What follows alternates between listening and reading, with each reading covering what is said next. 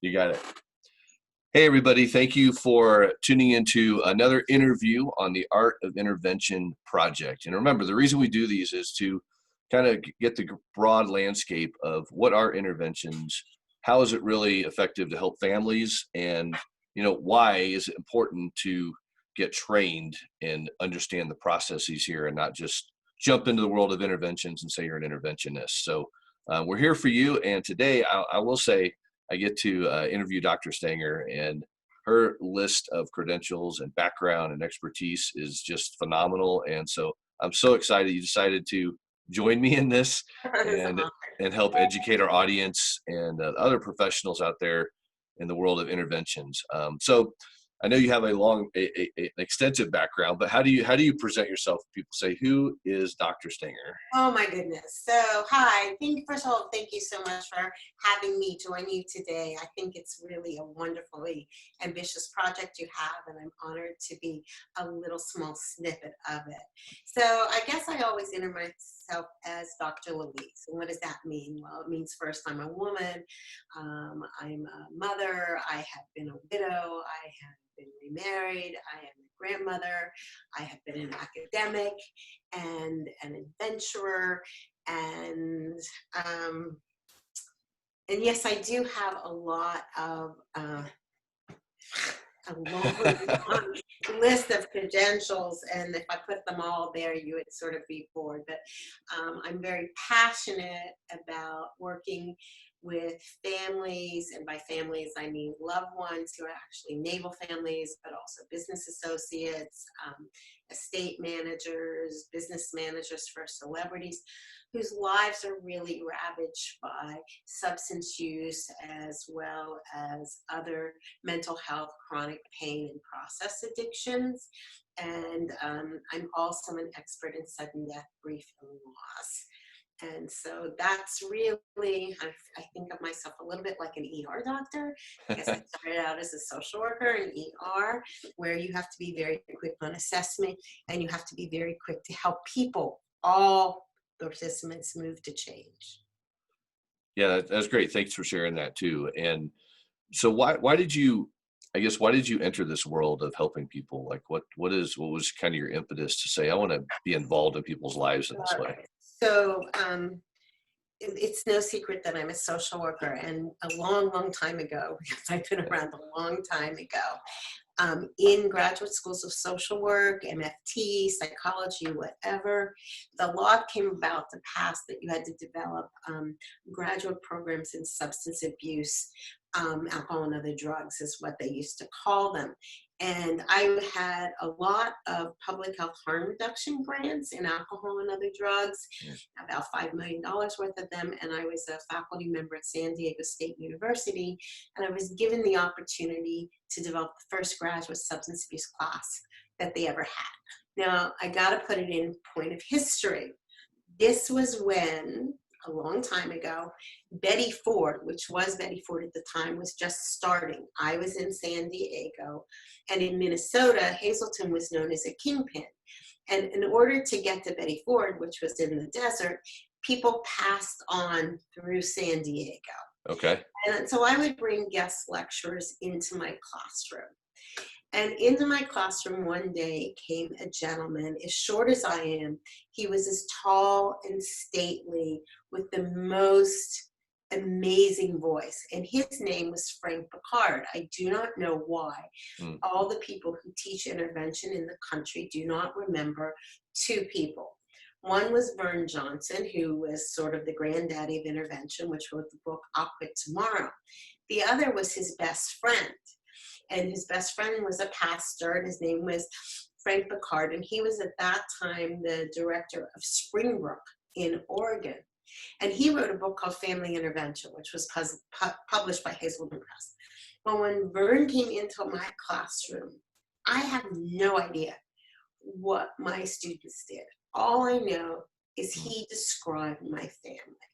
My family of origin, which is in my memoir, was beset with mental health, substance abuse, suicide, sudden death, workaholism, you name it.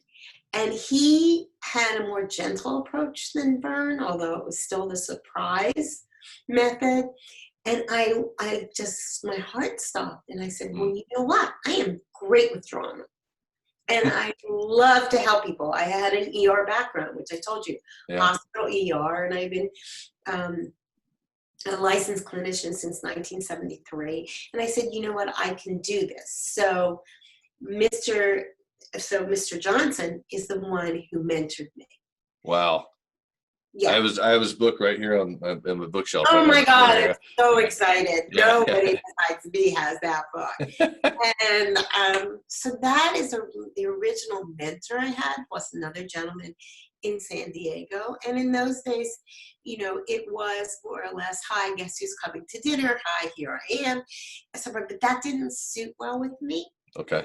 I felt very uncomfortable. It also felt like you were violating boundaries.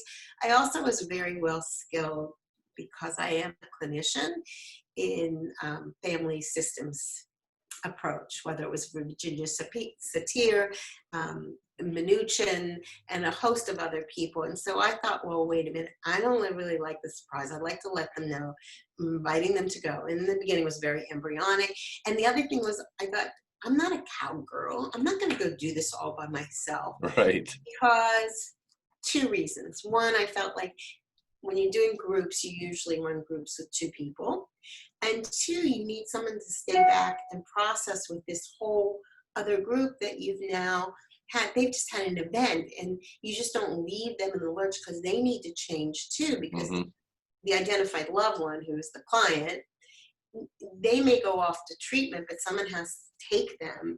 And then you have to work with this family, because nothing will change until they change. So that's sort of how it evolved. Yeah. Well, you say you saw something that didn't sit well with you, and you adjusted that for you, and that's such an important way to help people, because people call you, and they need an intervention, right? And they think like, oh my gosh, my family's in crisis, I need an intervention. And when people ask you like what is an intervention, and they ask those questions, how would you define like what the heck So is it? first of all, I always have to start where the client is.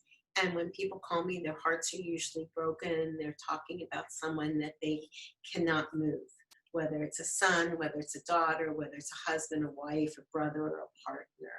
And they've begged, they've stealed, they've yelled, they've screamed, they've cajoled, and then they sort of backtrack. And it also might be mental health, which is a little bit different as well. But they don't know how to change. So they're really at their wits' end. And they probably have called a bunch of treatment centers, and the treatment centers haven't been able to help them either. So what I always talk about first is I want to learn something about them and why their hearts are hurting. Because I always start with the first caller, and then I want to learn everything about. But what I tell them is that hope is possible. There's always a solution, and together we can collaborate on that solution.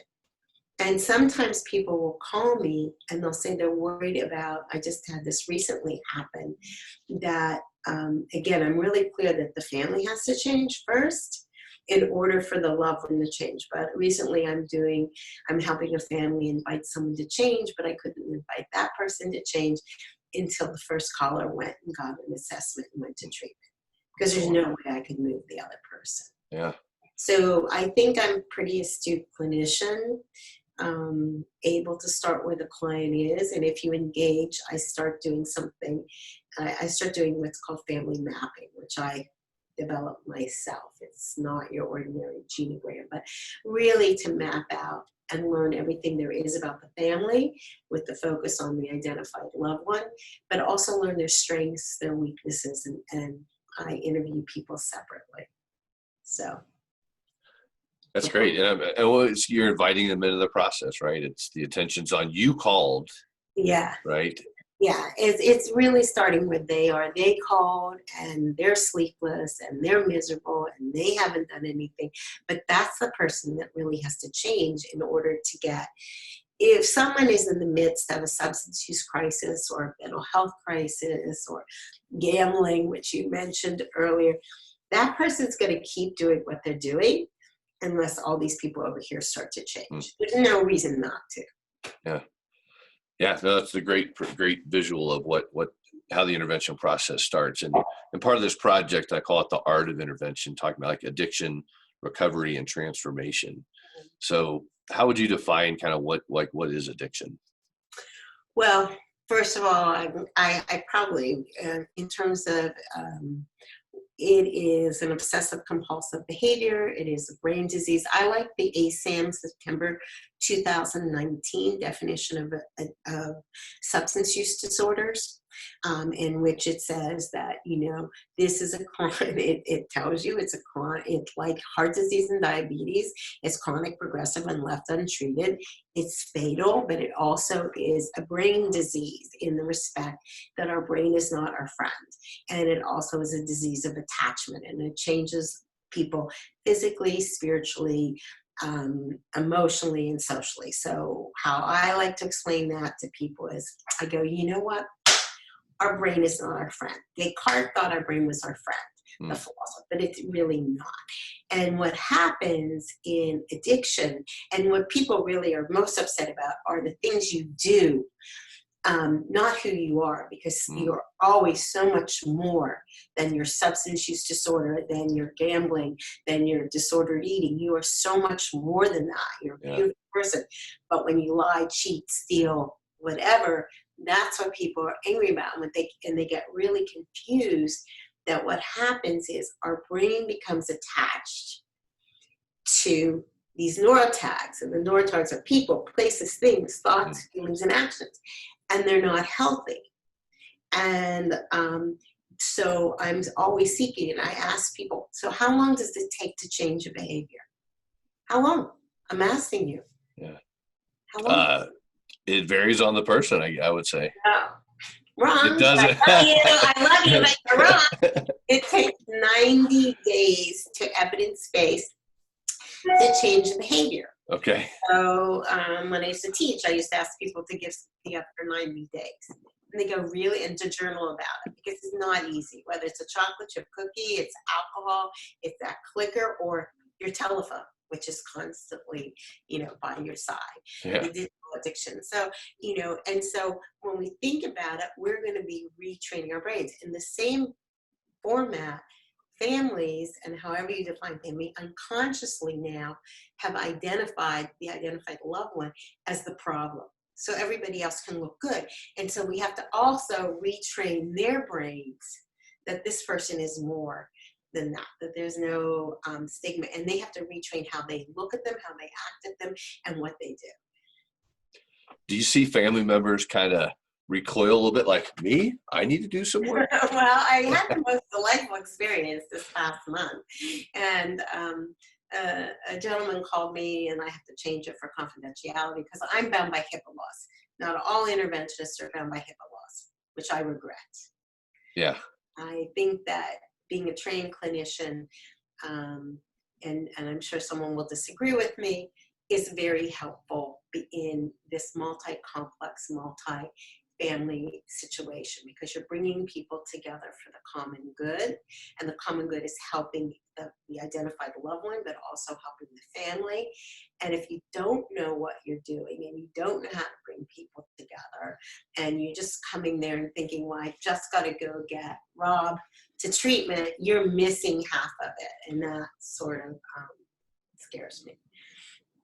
To be quite frank. But recently I had a phone call, and I also have a specialty in chronic pain, and someone asked me if I would do an invitation on a woman who had experienced trauma. Her son had overdosed, had diabetes, medical problem, has chronic pain, and is really abusing alcohol and other drugs. So that sounds like, wow, I love that. That's high acuity. That's right up my.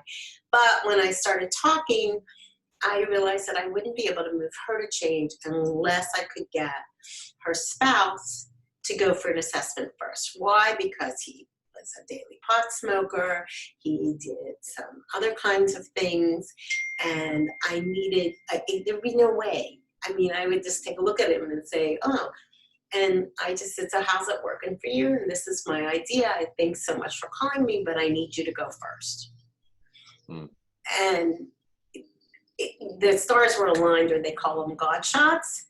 This wonderful gentleman said yes.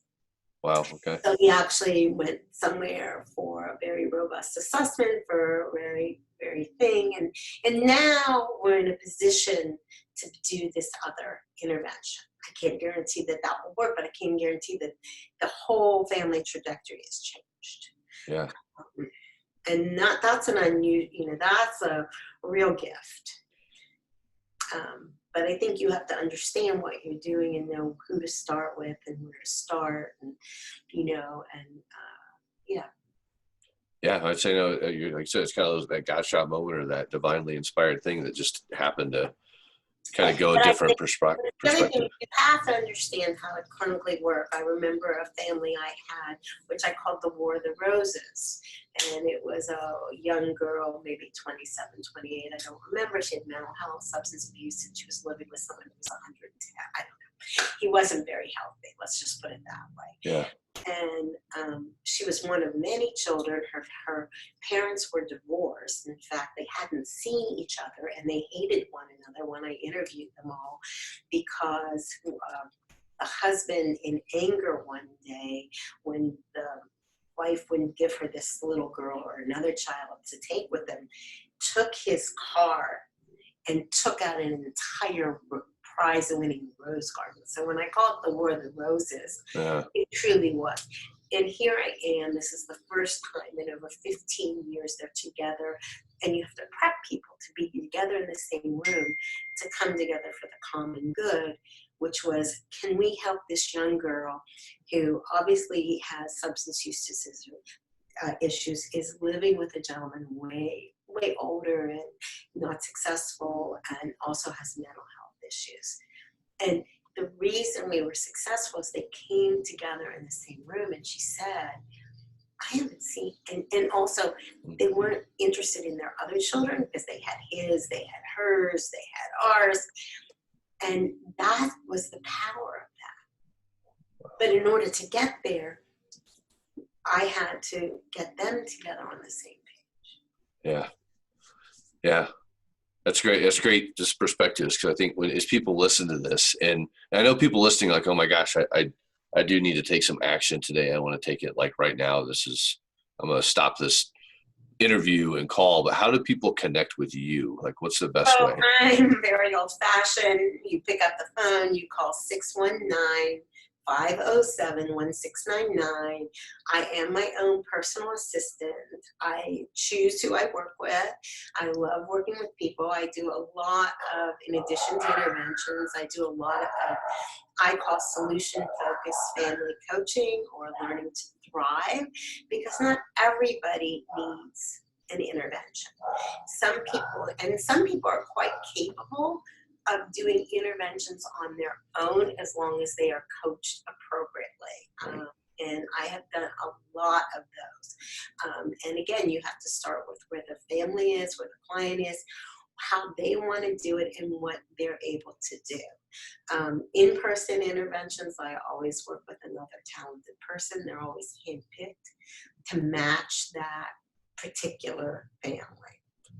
Nice. And your Learn to Thrive, that's something you can download off your website, right? Yeah, Learn to Thrive is a free booklet you can download off of my website. You're absolutely correct. Oh, my website is www.allaboutinterventions.com, or you just Google my name. And when you Google my name, I'm not Stranger, I'm Stanger. Okay, so that's the biggest thing is like, they go, oh, Dr. Stranger. And I go, well, I could be strange, but I'm really Stanger. That's good. Well, I like the way you kind of call it like it is too. Because I mean, again, being back there when Vern was around. I know he passed away. How long ago did Vern pass away? I don't remember how many, but I was back. Yeah. I was back in the beginning, and there are people that give trainings today and everything, but a training does not make you an interventionist. Yeah. And I mean, I think it's good to have some clinical acumen. I think it's good to understand this is not a 12-step call. That it takes, and especially in today's day and age with such high acuity of families, whether they're adolescent, whether they're 63, 73. I mean, there's a lot going on, and you need to really be mindful of it. There's some people, I think it's my friend Ed Story, he calls them a living eulogy. It's a time that you can really share your heart. I talk about heart, hurt, and hope. And I like to learn about the identified loved ones by using a qualitative research inquiry called portraiture. But it's really easy. We just talk, just like you and I are talking. Yeah. Yeah. And what's your memoir called? I want people to tap into that too. Oh, my memoir is called Falling Up, and it's available just like the textbook I wrote on Amazon. And you can learn about me, at least from the perspective of me, and learn a little bit about my life. And I don't do I will, because I have a public textbook out and a public book out, I make no secret of the fact that I grew up I'm a great ACA, adult child of an alcoholic. I grew up in an alcoholic family, but I also think that with everybody there is such resilience and a way to rise to your best possible self. I'm sorry. Yeah, yeah. So, talk to people a little more about like the process of the intervention. You've already mentioned they call, you do your assessments, you start putting a plan together. And you put a plan together, and in doing a plan, at the same time, I'm doing what's called a retrospective biopsychosocial, fancy clinical term for let me figure out what about this person. What are their mental health strengths? What are their mental health weaknesses? What are their drugs of choice? What do they like to do? What are some of the fun things? And then I am not related to any treatment center in the country. So I need to pick 3 treatment centers that I believe would be good matches for that person based on what they're presenting and also on what they can afford. So those are 2 different things that really one has to take a look at. For example, over holidays, I had a phone call from a lovely family, but there was a 44-year-old entitled son on Medi-Cal. Now, Medi-Cal is not easy, but I help get them into really good facility.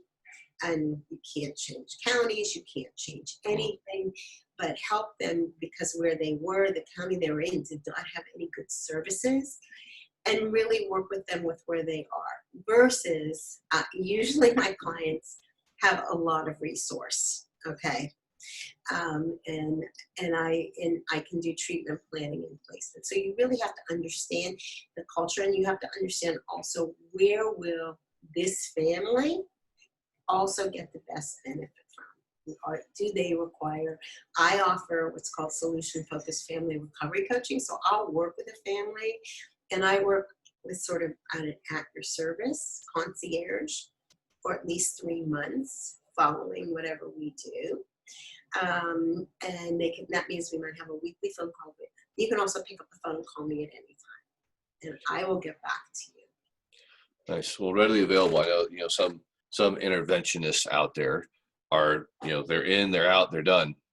I think that is not a good service.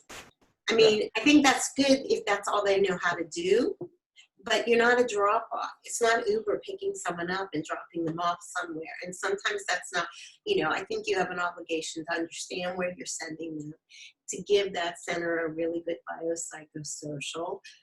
My clients sign it. I want a progress-only consent form signed so I can give feedback because actually I know more than they're ever going to get in a self-report. Right. And that's invaluable information as they navigate.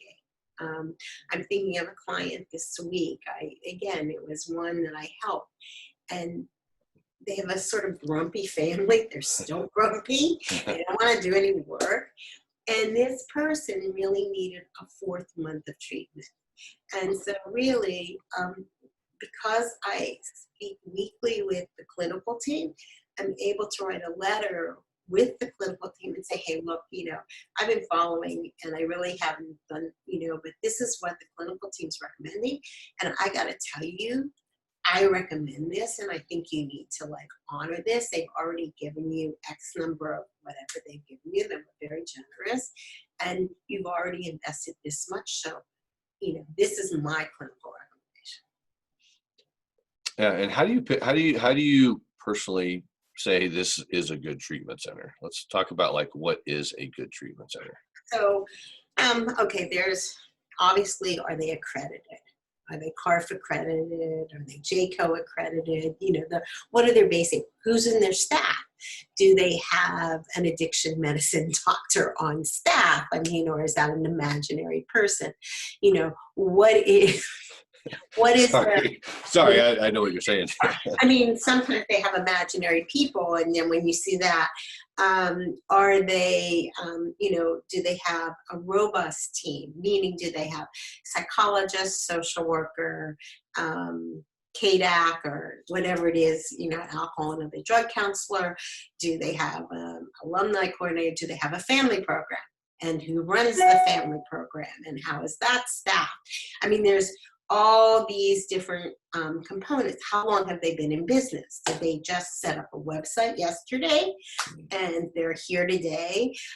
Or do they have truth in advertising on their website? I remember when I first started out, someone said, well, we have a golf course, we have horses, and I went to visit them and I couldn't find the golf course, I couldn't find the horses. That they don't promise, I'm going to pick you up and fly you there. That's unethical.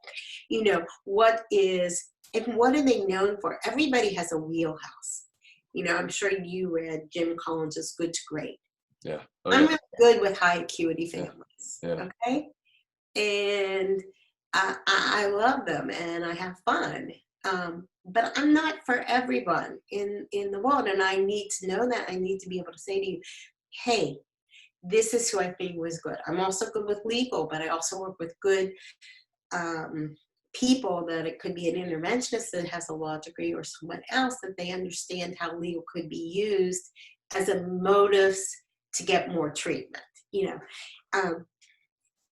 Not everybody can do that. Not everybody can figure out how to do a guardianship or that. So you need to know what your wheelhouse is. And if you're not the right person, then you need to say, no, I am not the right person for someone who has, high acuity disordered eating. I'm just not. But I do know someone in Arkansas that's great. So I'm going to refer to who I know is best, and if I know I'm not the right person, I'm just going to refer out without any, I don't expect anything in return. Yeah. There you go. I mean, here we have education, we have highly ethical, very someone's been in the industry for a while, a lot of expertise here. So I want to switch gears a little bit and talk to the 2-day crash course interventionists that are out there, to give them some hope and wisdom to say, hey, I know you got some education, but to just help them say, hey, how do you really get good at doing and helping families? So I've been really, really contemplating this a long time. And this year, I think I'm just talking to you now. Yeah. I've had about 10 interventionists who have gone through trainings, who are doing some work now, call me, who really want some help with mentoring, with how do you do mental health, how do you do engagements, how do you do marketing. I mean, interventionists can work in a variety of different ways. One, they can be employed by a treatment center. Okay. I mean, that's one thing. They can be independent like myself. And you have to understand, if you're independent, you could be a migrant seasonal employee because you're always waiting. You have to develop streams of where referrals come to. My referrals, because I work of a small practitioner, come more from satisfied families and treatment centers that really, when they're really stumped. But I wouldn't count on a treatment center for a steady stream because I don't feed them. Right. Yeah. So I think that what I am contemplating doing, and I'm just announcing this first to you, is putting together mentoring groups of people that are already trained or say they've been through something and they have some experience, and calling it the working title right now is Not Your Ordinary. Okay. And putting together, I'd like to put together 10 people who are really interested in both individual consultation as well as group consultation, because that just is not there. But we're starting at a different level. Okay. And than that, because I've gotten too many phone calls from people that have gone through trainings and they go, well, now what do I do? Right. Yeah. Well, I would love to be an advocate for you in that, in what Well, you're doing. I think that's great.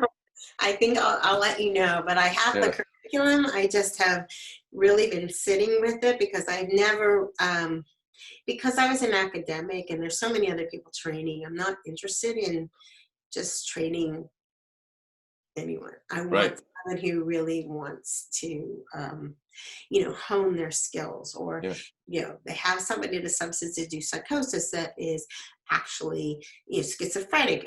What are you going to do? That is not your, sorry, you just don't go and run and pick them up. You have to enter their world. Yeah. Yeah. Well, I mean, I'm in the synergistic role of you with that, because that's why I'm doing this Art of Intervention project, I think it's because great. yeah, because people need to just hear this expertise, and it's a resource for people to say, hey, here's what this one says, here's what this person says, and take from it what you will. But it's like when you can see these different perspectives. Yeah. And when I do teach, I say, you have to use yourself. Someone said to me, what theories do you use? I go, oh my God, I've been trained in motivational interviewing, cognitive behavioral. I mean, I'm more like Rolnick than I am Miller because I jump around, starting where the client is, ACT. Now I'm going to get a CSCAT so I can be, but in the endearing way, I go, but in the end, you decided, and we just met this morning. Mm. You decided within 7 seconds whether you even wanted to interview me or not, whether you even liked me. And over the phone, someone's going to decide, hey, is this person listening to me? Do they really care? Mm. Can I really trust them? Because when you think about the courage it takes to pick up the phone and literally call a stranger that maybe you Googled in the middle of the night, or maybe someone said, hey, call. What courage that takes and what pain you're in. And I think you have to be, these people are very vulnerable. What you're doing is you're building scaffolding, a way of helping them move, but you have to do it with integrity, with ethics, and clinical acumen. And it's not just, it's just not your, I'm going on a 12-step visit. Yeah. It's just not. And you have to be so careful with where's the right treatment, because treatment is expensive. And how many people have we seen that call me, they've been 4, 5, 6, but they've missed something. And if I think someone's really missed something, I'm going to send them for an assessment, because I'm not even going to guess anymore. Mm. It's not like they need a 5-year program or a year inpatient. Well, something's not missing. Something is missing in the assessment. Yeah. Yeah. And there's a lot of value in calling someone like you, because I had a call like before Christmas, and it was a acquaintance of mine referred a mother to me. She called me, and she really wanted to get her son, who's in treatment, who's a vet, has a lot of trauma. And a Yeah. lot of the things when I talked to her, and she had actually read his book, Intervention. Yeah. And she was being prepared, right? She was ready to bring the family together. They were working on, just kind of this thing. But every program she was looking at, they had a person that was a vet on staff, and all these things. And I'm like, those are not the right programs. And we talked through it. And Obviously. Yeah. It's hard, because I did a combat that I did recently. It was hard because you're looking for TRICARE for them, or veteran, whatever. But recently I had a vet who was a photojournalist. Oh, wow. And he, of course, you can only imagine, but then he grew up in an abusive family. and he was married to someone in a different branch of the military, but nonetheless, and he had such night terrors, Mm. and and it was like you could see how they say in trauma, young, there's 4 or 5 times you have trauma before you actually might end with post-traumatic stress, and he had a whole history of it. But just I can only imagine when I spoke to him, and I did get to speak, what it was like being out in the field and taking photographs, and at the same time when you're taking photographs there's a gun on you. You have a gun to Yeah. shoot. Oh yeah. Yeah. Yeah. You shoot, and everything. And then where would be a good place, and would he stay long enough? Mm.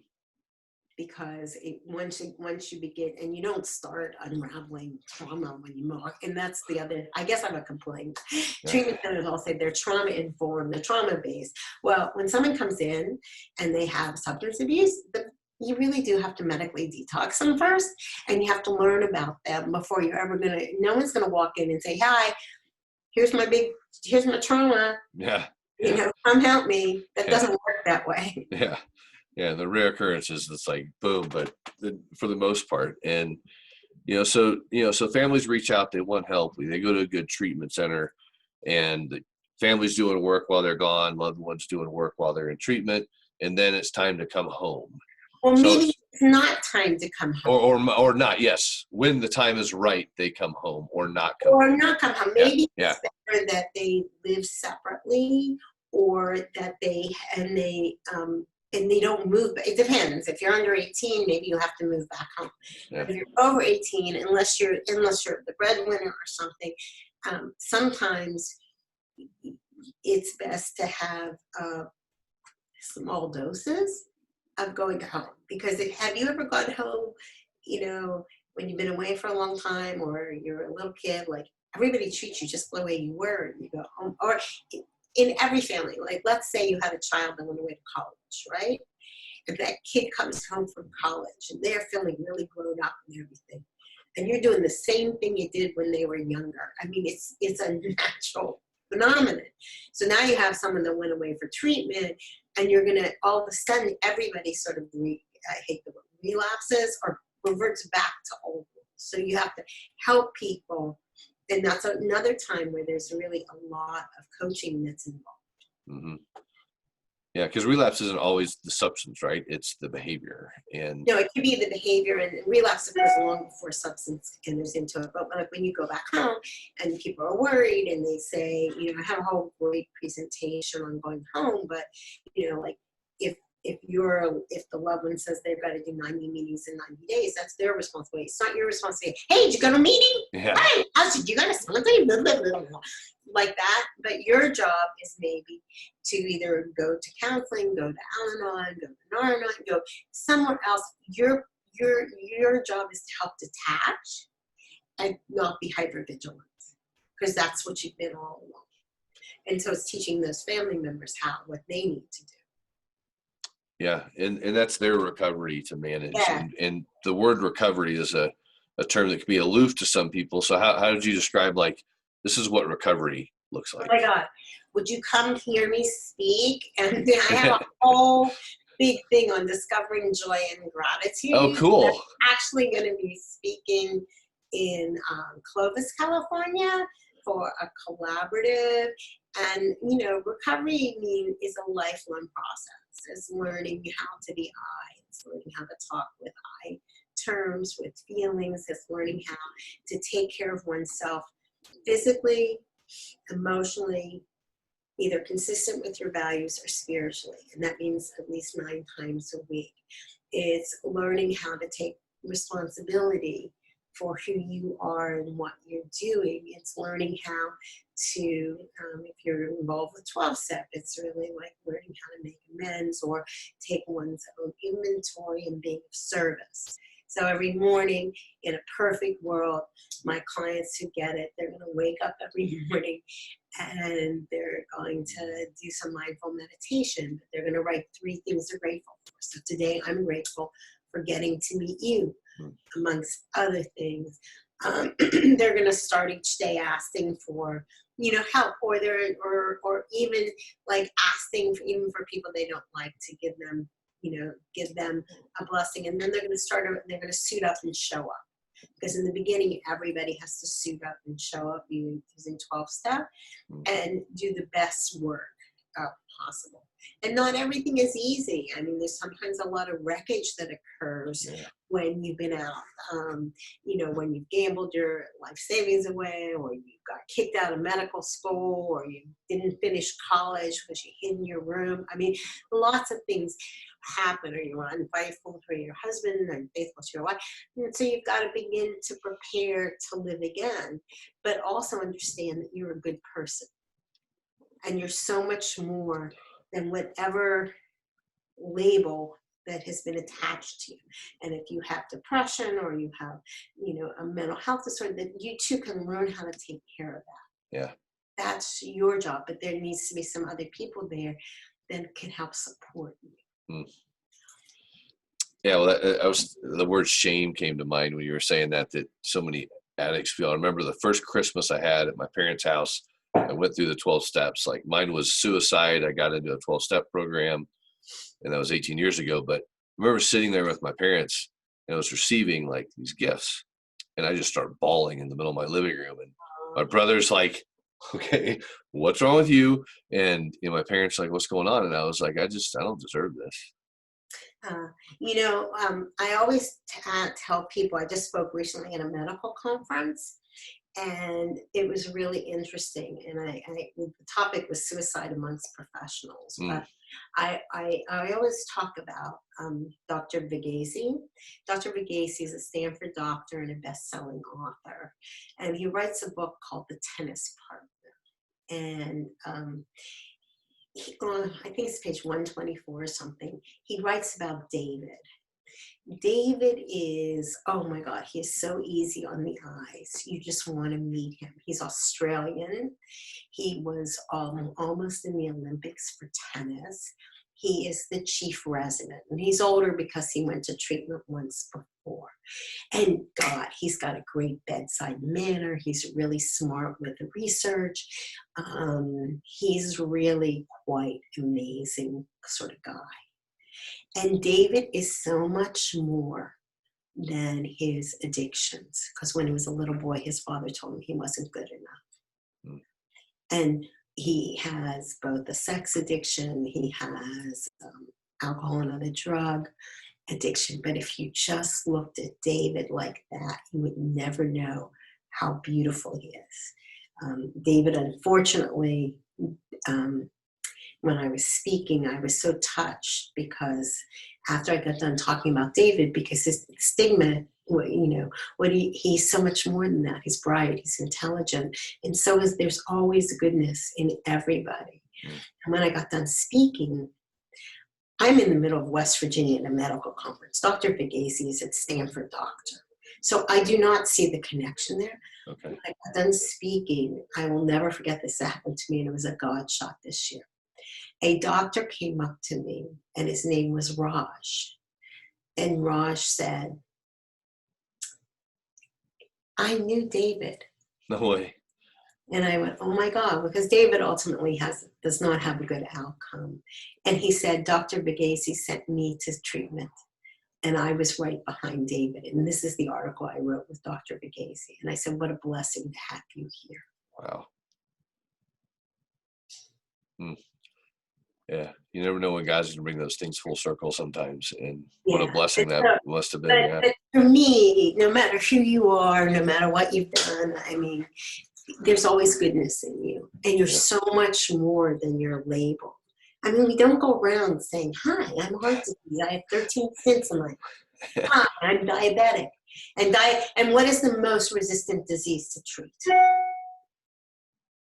What is the most resistant disease to treat? What would you say? I don't know. What do you say? What do you think? I don't know. The heart? No, diabetics are the most resistant to treatment. And it will drive you, and so everybody, but they don't have the stigma attached to them. Right. Yeah.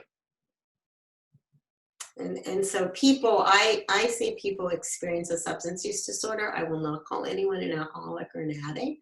Those are self-definition terms that are used in 12-step programs. Yeah. I can self-identify myself as an adult child, but you're not gonna go and, oh, there's Dr. Louise, she's an adult child. Yeah. Because you're so much more. You're so much more Yeah. in that definition. Yeah, I agree. We are definitely bigger than our struggles. So I know we don't have a whole lot of time left, but one of the questions I wanted to ask you was, we gave some encouragement to professionals seeking entering this field. But when families call an interventionist and are interviewing you or an interventionist, what are some questions you feel they should be asking the person they're calling to make sure they're qualified? Well, I think they need to ask them what their background and their training is. I mean, that's a really good one. How many have you done? What is your success rate? First of all, any interventionist that says they guarantee success, that's not true. They could guarantee that if you work with families, your families will change, but I can't guarantee that your loved one's going to just do what you want them to do when you want to do it. That's not work. Who's their mentor? Do they work with any treatment center in particular? Are they on anybody's payroll? How long have they been doing it? Do they work alone? Do they work with a teammate? I guess you can ask there, are you in recovery or not? I don't think that's it is not, it may or may not be a criteria for it. But I think just like you would interview anybody, you're interviewing them, and you have to make sure that what's your approach? What do you do? How do you do it? What are your fees? What does that mean? Can I see a copy of your engagement? How do you work with families? Sometimes I do not people sometimes just want to test out the waters. So I engage with them for just some hours before we ever say we want to move to an engagement with that. What's their background? What's their training? What's their passion? Yeah. How many, do you do a lot of this? Do you have other people that work for you? Do you always show up if we're doing in person? I'm in Wyoming, you're in California. Do you do stuff in Wyoming?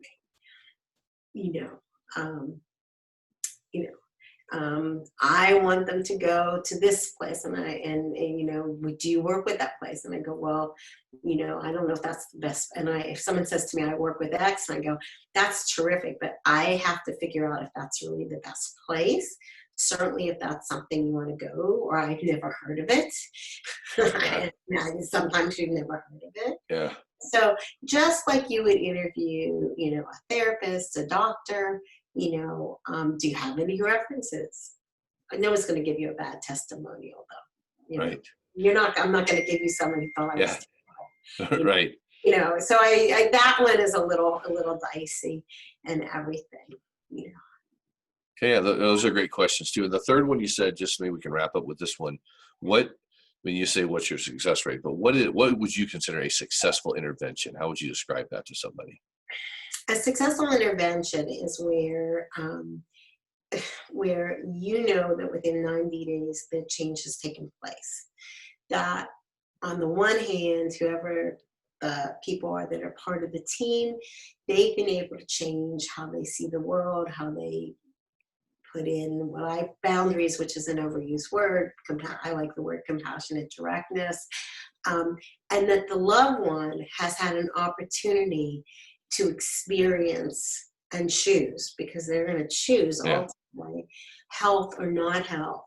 And that you're able to work successfully if they're in treatment with the clinical team, because oftentimes, someone will go to treatment and then all of a sudden they go, what am I doing here? I want to leave. And then I'm the only one who's coined what's called a clinical intervention inside the treatment center, or a reverse intervention.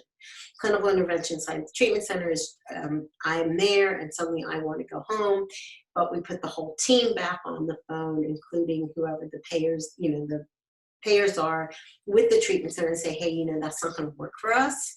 Yeah. what you say, or reverse intervention, which is really, really interesting, is when, and I've done these also, when the identified loved one needs to stay longer, but the family, that was the one I just explained to you right Yeah. now, and the loved one say, well, that's it, time's up, I want you back in school, I want you back here, I want you back there. And so the intervention has to be done on the loved ones so they could stay longer, because Yeah. they're not clinically ready to do that. Cool. Well, yeah, thank you for explaining that. That's awesome. So thank you for your time today. I know you're off to go speak somewhere this Yeah, afternoon. my topic. Yeah, I have all these fun things I'm talking about. This today, I think my topic is I was invited to a pop party at 72. The one that you were talking about was about discovering joy and Yeah. gratitude. I'm speaking. I was in. I'm speaking on. I was in. I forget. I think I titled it "The Uninvited Guest: Trauma and Addiction," or I was introduced to trauma at age 7. I mean, I have so many. I have on my website. If you go, I have lots and lots of free domain slide shares, which you're more than welcome to, and I have over 200 blogs, which you're welcome to have at. And I think the one for families before I leave, Yeah. if you just Google my name and you look at a blog, it's called From Fear to Hope. Okay. It's about intervention. And if you could share that with your readership and your listenership, that would be wonderful.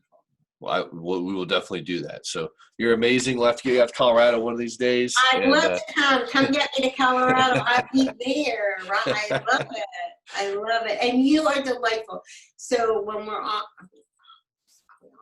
yeah. okay, so make sure you